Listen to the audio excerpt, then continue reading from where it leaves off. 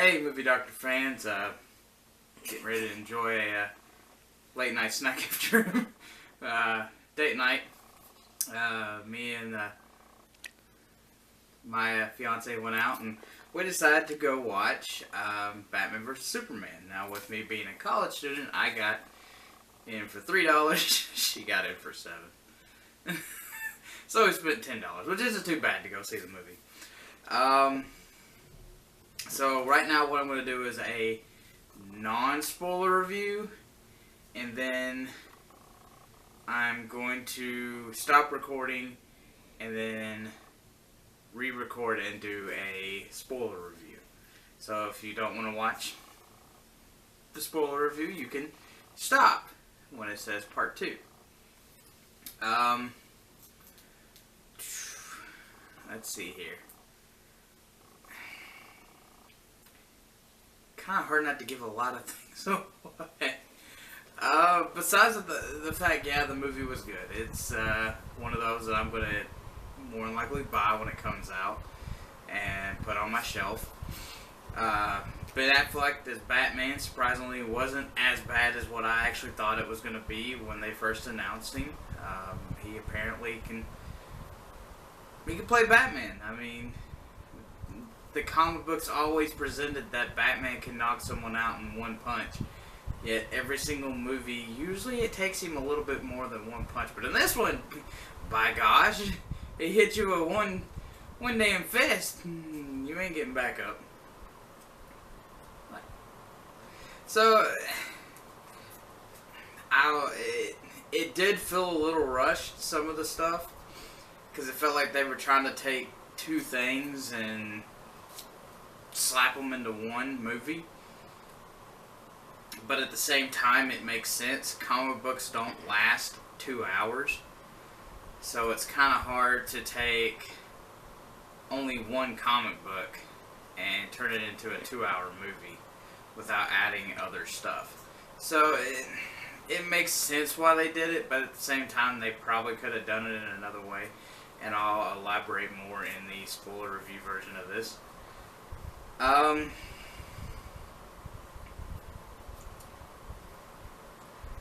trying to think of how to give this a rating, because there were so many things that upsetted me but turned out to be cool at the same time.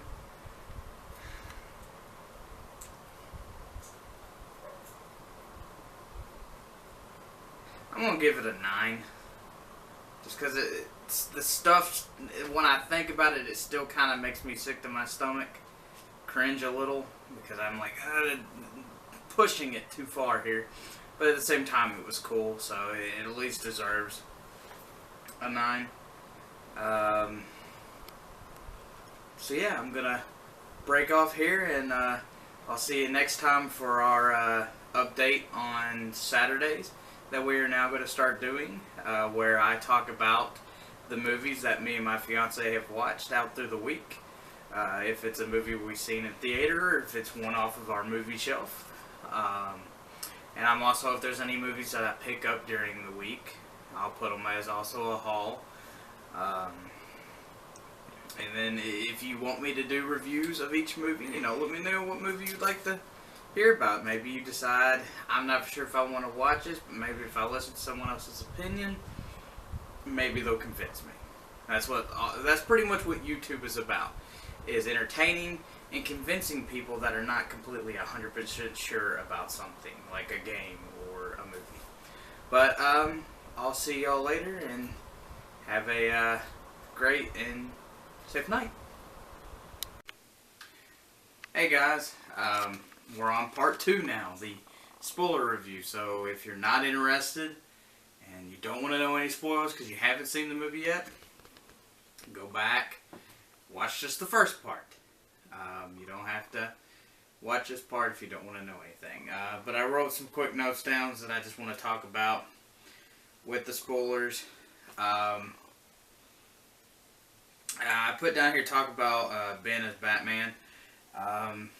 Just quick brief, he was actually really good, and I liked the way he explained, how his voice is a little bit deeper than what it's supposed to be. It was a good idea. Um, his relationship with Alfred was not really like what it's supposed to be. It kind of, but I guess it would make sense now that Alfred's like really, really, really old, and Bruce is supposed to be like in his 40s, I think now. I guess you could see where now it's like they're both old men, so they're grumpy. So maybe it would make sense. Superman. He's dealing with a lot of guilt. You know, he believes that he's a hero, but at the same time, everyone else keeps laying blame down on him. Like all these people dying, and it was it somewhere in Africa, somewhere out in the desert area. All these people got killed because of some undercover agents for Lex Luthor killed him, but Superman showed up to save Lois Lane, which then made it look like he did it.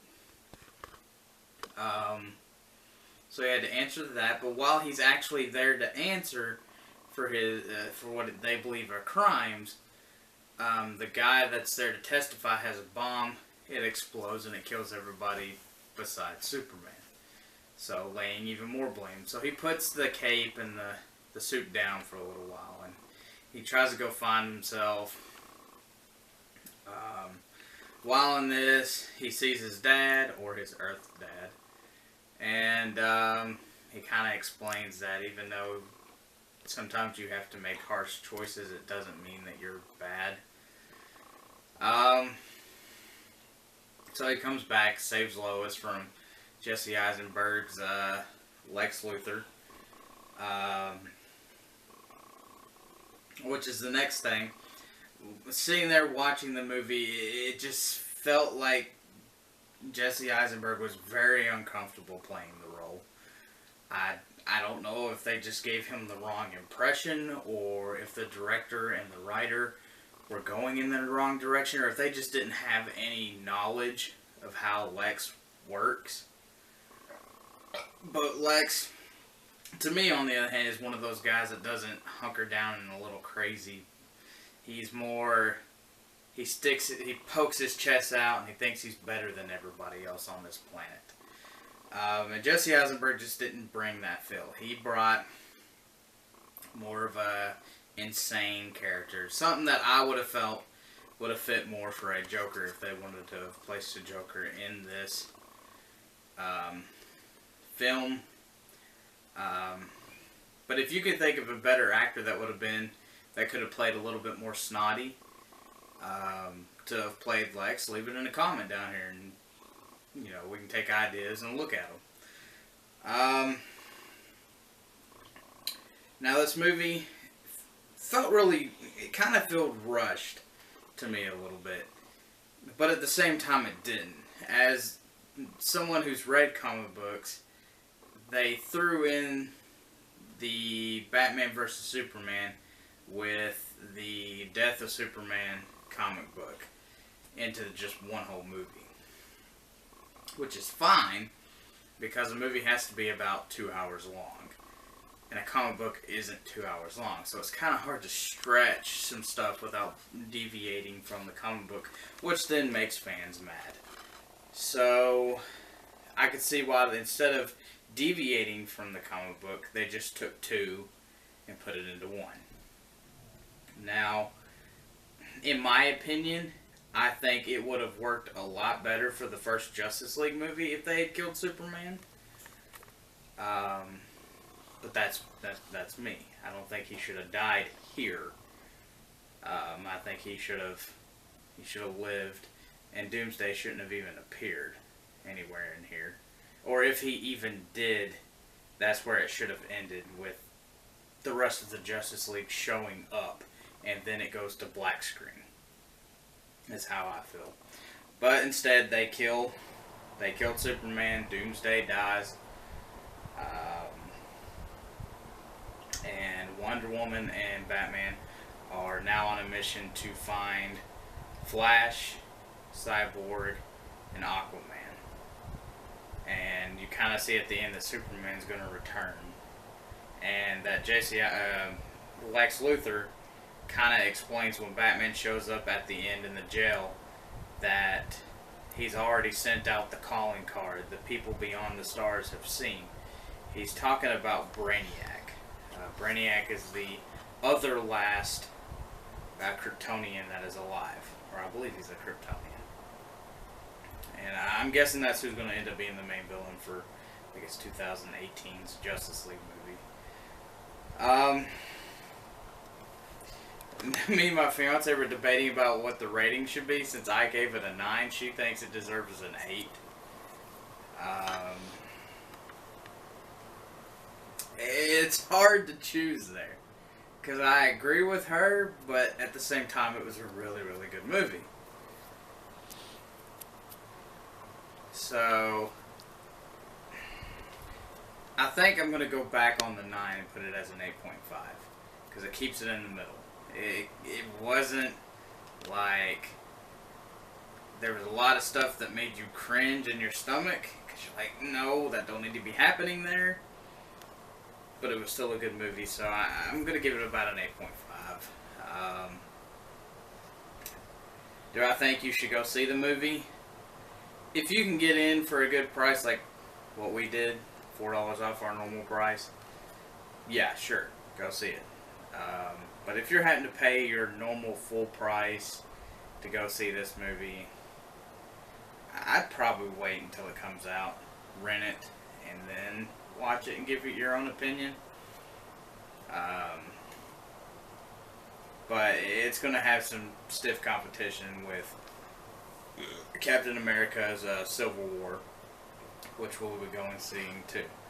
I'm going to leave this off video discussing what me and my fiance had talked about. On Fridays, I'm going to upload a video talking about 5 movies that we want to go see in theaters. So